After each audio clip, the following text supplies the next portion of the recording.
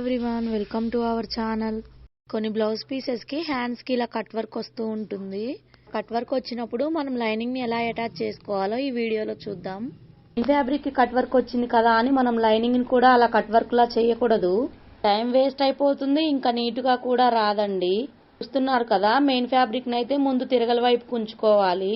ఇప్పుడు lining fabric ని ఒక 1/2 ఇంచ్ అంత లోపలికి మలిచేసి పైనుంచి కుట్టు వేసుకుంటూ రావాలి. లైనింగ్ వచ్చేసి మెయిన్ ఫ్యాబ్రిక్ పై మరీ కొసకైతే ఉంచొద్దండి, కొంచెం లోపలికే ఉంచుకోవాలి. లైనింగ్ ని 1/2 ఇంచ్ మలుచుకుంటూ మొత్తం అలాగే కుట్టుకుంటూ రావాలండి. లైనింగ్ ని ఫ్యాబ్రిక్ ని గుంజడం కానీ పక్కకు జరపడం లాంటిది ఏమీ చేయకూడదు.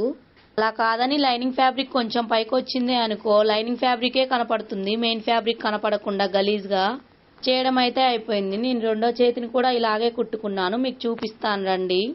చూస్తున్నారు కదా ఎంత నీట్ ఫినిషింగ్ అయితే వచ్చిందో. మీరు కూడా ఇలాగే కుట్టుకోండి, టైం వేస్ట్ కాదు, నీట్ గా అయితే వస్తుందండి. Bye friends.